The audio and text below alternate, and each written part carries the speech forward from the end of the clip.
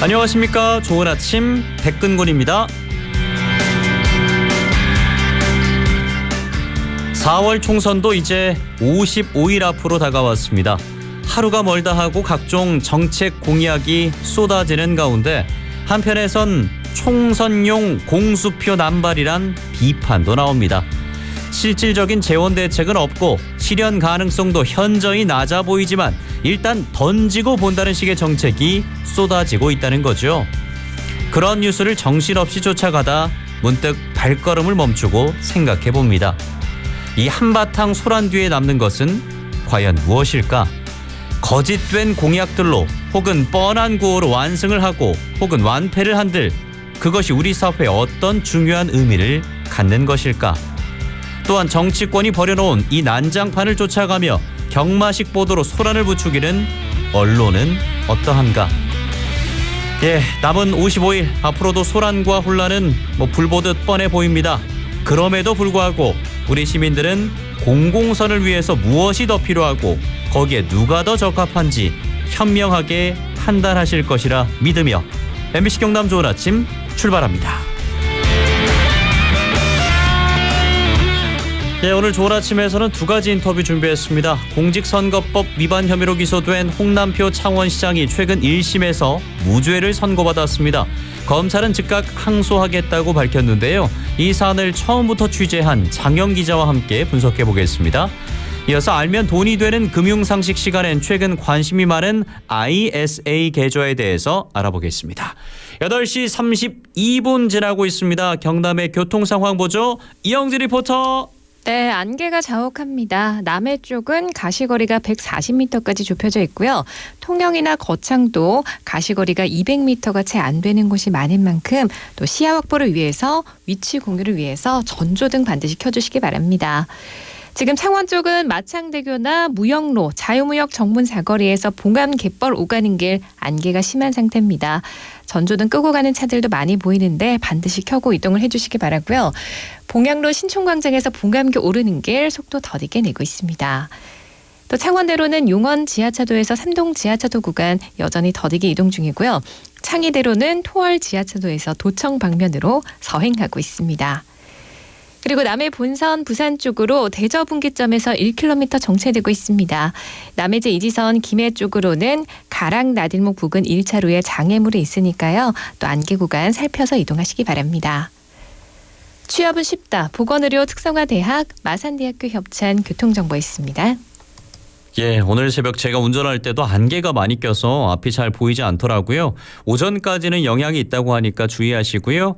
9551번님께서도 안개가 자욱한 아침이네요. 안전하게 운전하시기 바랍니다 하셨고 4408번님께서도 진해 마천공단 쪽으로도 안개 엄청 심합니다 라고 문자를 주셨습니다. 여러분들의 문자 참여 받고 있습니다. 번호는 샵 2244번 샵 2244고요. 짧은 글은 50원, 긴 글은 100원의 이용료가 있습니다. 저희는 잠시 광고 듣고 돌아오겠습니다.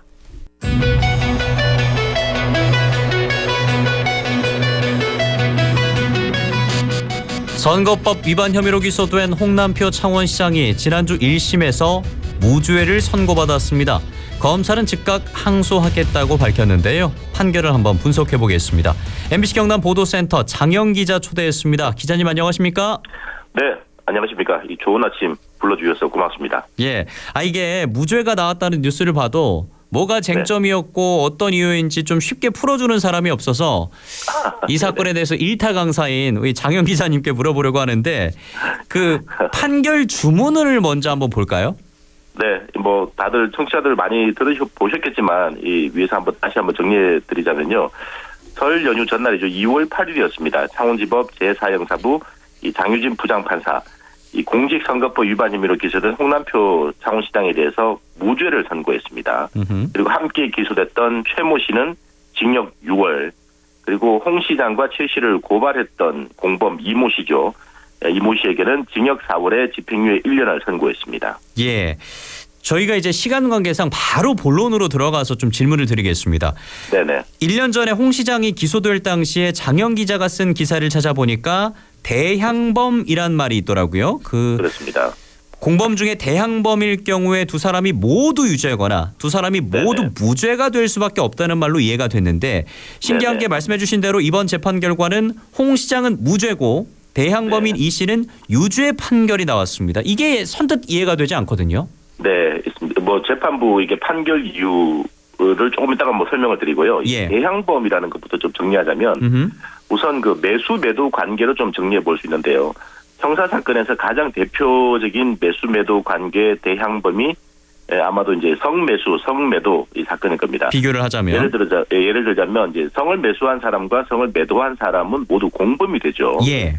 따라서 이제 이 범죄에 대한 이 사실관계가 이 성립이 되면 둘 다 유죄가 될 수밖에 없고 이 범죄 사실이 성립되지 않으면 둘 다 무죄가 선고될 수밖에 없습니다. 이 다른 표현으로 말해서 성을 매수한 사람이 상대방인 성을 매도한 사람의 유죄를 입증하려면 자신의 유죄도 시인을 해야 되고요. 음흠. 반대로 성을 매수한 사람이 자신의 무죄를 주장하기 위해서는 상대방인 성을 매도한 사람의 무죄까지 입증해야 합니다. 그 세트로 가야 되는 거잖아요. 그렇습니다. 그래서 이번 사건에 좀 적용을 해보자면요. 이 검찰의 공소장에 홍 시장과 최 씨 그리고 이 씨 3명을 모두 공범으로 봤습니다. 검찰에서는요. 음흠. 이 적용한 법률이 공직선거법 230조 매수 및 이해 유도죄 이렇게 적용됐죠. 그래서 이제 검찰은 홍 시장과 최 씨가 공모해서 이 씨에게 불출마를 조건으로 공직을 제안했다. 그리고 이 씨는 이를 받아들였다라는 게 검찰의 주장이었습니다. 예. 그런데 이번 재판부가 그 공직을 제안했던 홍남표 시장에게는 무죄를 선고하고 나머지 네. 2명의 피고인들에게는 유죄를 선고했습니다. 그러니까 그 근거가 뭔지 아직도 이해가 되지 않아서요. 네, 이번 재판 이제 핵심 쟁점을 좀 나눠서 얘기해 볼 필요가 있는데요. 크게 예. 2가지로 나눠서 얘기해 드리겠습니다. 첫 번째 쟁점이 이 씨는 과연 후보가 되고자 하는 자인지 여부. 이모 씨가 후보가 되고자 하는 자가 맞는지 예. 였는데 1년 넘게 이어진 재판에서 검사 그리고 이 씨 측은 이 씨는 당내 경선 후보가 되려 하는 자가 맞다 라면서 여러 가지 증거와 증인을 제시했습니다. 예. 이 반면에 홍 시장과 최 씨 측은 이 씨는 당내 경선 후보가 되려 하는 자가 아니다라는 주장을 지속적으로 해왔죠. 이에 대해 재판부는 여러 증거와 정황으로 볼 때 이 씨는 후보가 되고자 하는 자로 인정된다라고 판단했습니다. 만약 이 씨가 후보가 되고자 하는 자가 아니다라고 판단했다면은 이 세 피고인 모두 무죄를 선고받았겠죠. 예, 그럼 첫 번째 쟁점에서 재판부는 검찰 측의 의견을 수용해서 이 씨가 후보가 되려는 자로 인정을 했다는 거네요. 네. 예. 자, 그럼 두 번째 쟁점으로 한번 넘어가 보죠. 네, 두 번째 쟁점은 이 씨에게 공직을 제안하는 과정에서 홍 시장과 최 씨가 공모했는지 여부인데요. 공모했는지. 예. 네, 검사 측과 이 씨 측은 이렇게 주장하고 있죠. 홍 시장의 선거 캠프 총괄 선대본부장인 최 씨가 이 씨에게 경제 특보 자리를 제안했고 그 자리에는 홍 시장도 있었다라고 주장합니다. 예. 이 반면에 홍 시장과 최 씨 측은 최 씨가 이 씨에게 공직을 제안한 건 맞지만 이를 홍 시장과 최 씨가 공모한 것은 아니다라고 이제 이렇게 주장을 했죠. 여기서 재판부 판단이 굉장히 좀 이렇게 묘한데요. 예. 이 홍 시장과 최 씨, 이 씨 등은 같은 자리에 있었던 건 사실이다. 그런데 예. 진지한 제안이 아닌 것으로 보인다라고 이제 재판부가 판단했고요. 또 하나는 홍 시장은 정치 신인이다. 이런 표현도 있었습니다. 이런 이유 등으로 홍 시장과 최 씨의 공모를 인정하기 어렵다라고 판단했던 거죠. 그러니까 근데 이분이 뭐 최 씨가 알려진 최 씨가 뭐 그냥 뭐 있는 분이 아니라 당시에 이제 선거 캠프 총괄 선대 본부장이었잖아요. 그렇죠. 그 총괄 선대 본부장이 공직을 제안한 건 맞지만 네. 이건 진지한 제안이 아닌 것으로 보인다 이렇게 재판부가 판단을 했다고요? 네, 그러니까 그 자리에 홍 시장도 있었는데 예. 이 진지한 제안이 아니다 이런 표현을 하더라고요. 그래서 좀 이걸 어떻게 해석해야 되나라는 논란이 있긴 했습니다. 예. 자, 뭐 그런 판단에 의해서 홍 시장은 무죄가 나왔고 또 총괄 선대 본부장이었던 최 씨는 유죄가 나왔습니다. 검찰은 항소하겠다고 밝혔는데 항소 이유도 공개가 됐죠? 네, 그렇습니다. 언론에 많이 노출이 됐죠. 저도 뭐 10수년 넘게 법조 기자를 좀 담당을 했었는데 이처럼 검찰이 이 장문 그리고 비유까지 든 항소 이유 낸 게 정말 이례적이었던 것 같은데 음흠. 항소 이유 좀 이렇게 살펴보면 대체로 재판부의 판단을 정면으로 반박하는 내용으로 좀 시작이 되고요. 이 말미에는 특이한 게 결혼하기 전 남녀 비율을 들었는데 예. 제가 그대로 한번 읽어드리겠습니다. 이렇게 돼 있습니다. 검찰의 항소 이유가요. 이 재판부의 주장대로라면 남녀가 결혼하기 전 단순히 밥을 먹으면서 일방이 다른 일방에게 프로포즈를 하면 진지하지 않은 것으로 결혼을 제한한 것이 아니고 이 호텔 방을 빌려 비싼 선물을 준비하고 각서를 써서 프로포즈를 하여야 결혼을 제한한 것이 된다는 논리라면서 일반인의 상식과 거리가 있는 원심 판결의 위법 부당한 점을 즉각 항소하여 즉각 다툴 예정이다라는 내용이 되어 있습니다. 예. 그러니까 뭐 각서까지 쓰고 뭐 지장도 찍고 뭐 그렇게 해야 제한한 것이 된다. 이렇게 좀 해석을 해야 되는 건지. 네. 예, 우리 청취자 여러분들은 어떻게 생각을 하실지 여러분들의 판단으로 좀 몫을 넘기겠고요. 자, 선고 직전에 홍 시장은 다소 긴장한 모습이었던 것으로 알려졌습니다. 그 재판 직후에는 어떤 말을 했습니까? 네, 법정 밖을 나온 홍 시장에게 제가 입장을 한번 물어봤는데요. 그대로 옮기자면 이런 표현을 했습니다. 약간 아쉬운 점은 상당히 조금 있습니다. 예. 있지만 그래도 여러 가지 판정을 해준 것에 대해서는 재판부에 상당히 경의를 표하고요. 라는 말이 있었습니다. 아쉬운 점은 있다고 하는데 또 재판부에 경의를 표한다는 말이 있었습니다. 예. 그리고 또 이제 경제가 상당히 어렵기 때문에 이게 창원시장을 위해서 열심히 노력하겠다는 취지의 발도 했습니다. 예. 그 아쉬운 점도 상당히 조금 있다. 예. 지난 지방선거 때 발생한 일에 대한 1심이 이 총선을 앞두고 이제서야 나왔습니다. 뭐 정치권에서도 민감하게 반응을 하고 있죠. 네, 그렇습니다. 1심 판결 직후죠. 지난 8일이었는데 더불어민주당 경남도당 대변인 진형희 창원시 의원이 논평을 냈었는데요. 그대로 한번 제가 읽어드리자면 이렇게 되어 있습니다. 홍남표 창원시장에 대한 무죄 판결에 깊은 유감을 표한다. 그래서 이 선거 캠프 총괄선거 대책본부장이 당내 경선에 있어 후보자가 되려 하는 자의 단독으로 공직을 제한하는 게 과연 상식적인가? 이 총괄선대 본부장이 무슨 권한으로 단독 범매를 했다는 것인가? 이 홍남표 시장을 살리기 위한 꼬리 자르기를 의심하지 않았었다라는 표현이 있고요. 또 검찰은 홍 시장과 총괄선대 본부장 간의 이 후보자 매수 등에 대한 구체적인 연결고리를 찾고 또 실체적 진실을 밝히기 위해 이 철저한 수사에 전념해야 한다는 것을 명심하기 바란다. 이런 예. 내용도 있었습니다. 국민의힘도 논평을 냈습니다. 국민의힘 창원시 의원단은 설 연휴가 지난 엊그제였네요. 13일이었습니다.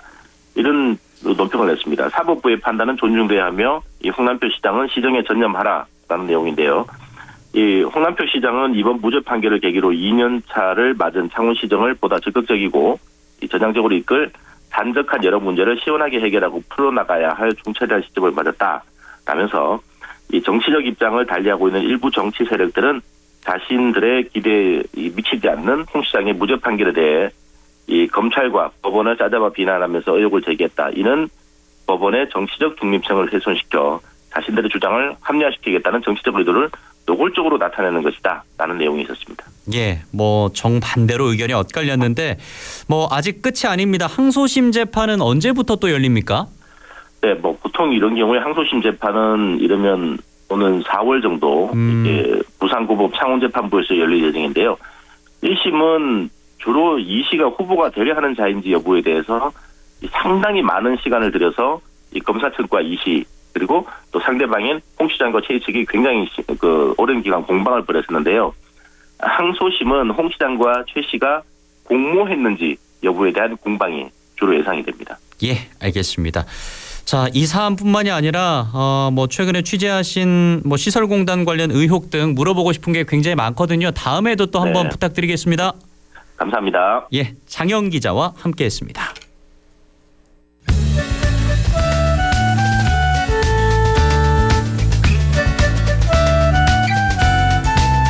아침을 여는 방송. 지금 여러분께서는 MBC 경남 좋은 아침을 듣고 계십니다.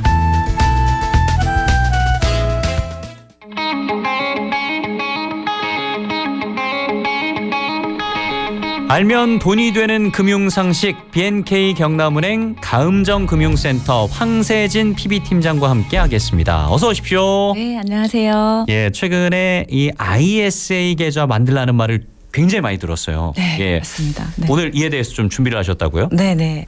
ISA 계좌는 일명 맞는 계좌입니다. 절세를 할 수 있는 대표 상품이고요. 지난달 17일에 정부가 ISA 계좌 변경안을 발표하였는데요. 그 관련 내용을 오늘 한번 말씀드리려고 합니다. 저도 만들래서 만들었는데 그냥 쓸 줄 몰라서 활용하지는 않거든요. 아, 그러신군요. 예, 네. 그 IS 계좌로 어떤 혜택을 받을 수 있는 거예요?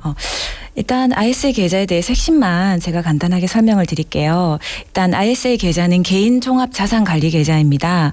예금이나 펀드, 채권, ETF 등 보통 금융 상품을 개별 계좌로 운영을 하시잖아요. 그렇죠. 예. 근데 ISA 계좌에서는 이런 다양한 금융 상품을 한 계좌에 모아서 투자를 하면서 세제 혜택까지 받으실 수 있습니다. 가입 조건을 말씀드리면 예. 만 19세 이상이면 누구나 가입이 가능하시고요. 네, 소득이 없거나 근로소득 5천만 원 이하, 종합소득 3,800만 원 이하인 분들은 서민형으로 가입이 가능하시고 이 기준을 초과하시는 분들은 일반형으로 가입이 가능하십니다. 전 금융기관 통틀어서 1인 1계좌만 가입이 가능하시고 의무 가입 기간이 3년입니다. 아. 예. 그리고 납입 한도가 있는데요. 연간 2천만 원 한도로 최대 1억 원까지 납입이 가능하시고요. 수익의 최대 400만 원까지 비과세가 적용이 되시고요.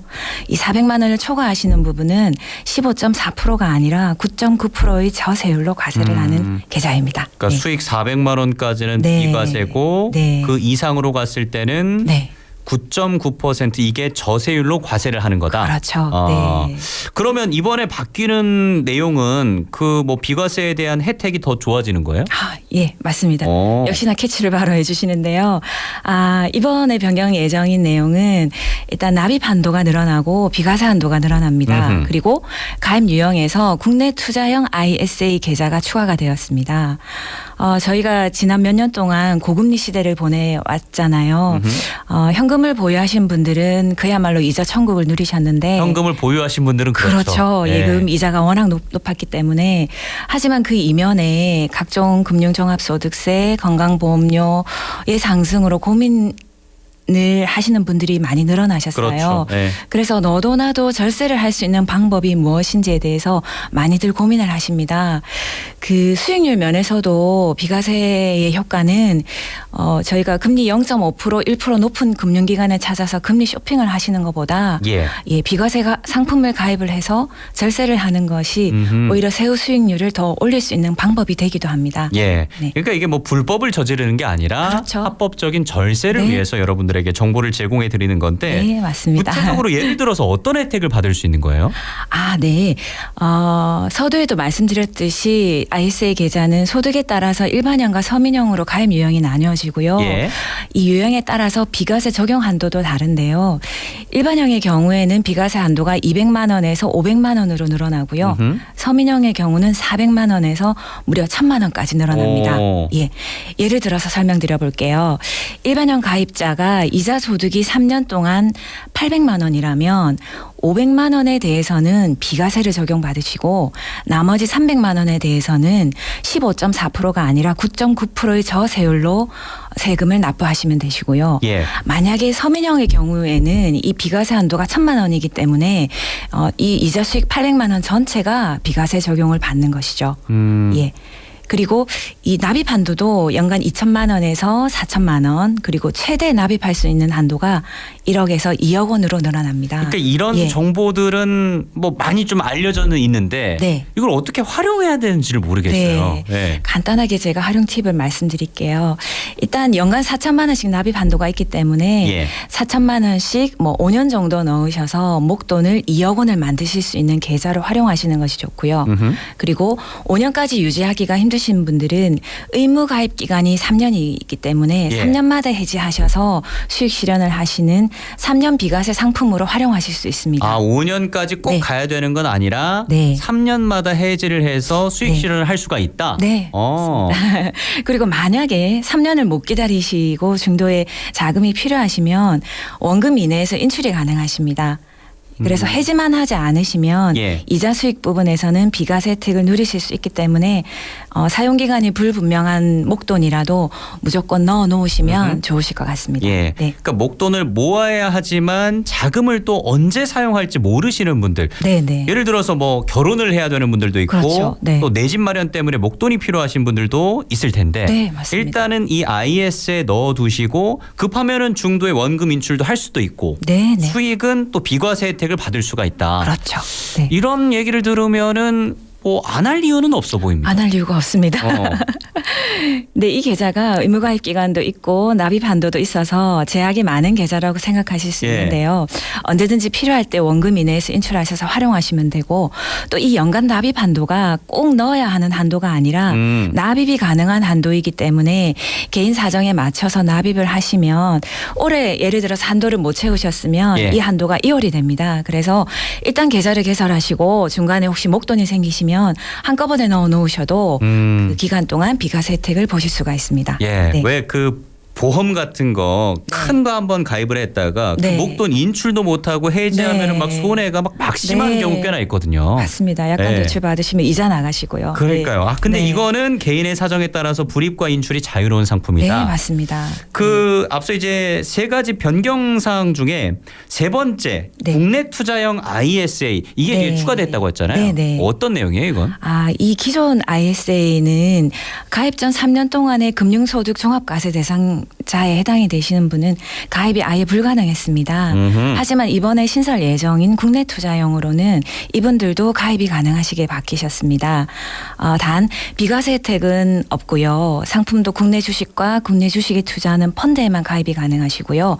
15.4% 분리과세로 종결이 됩니다.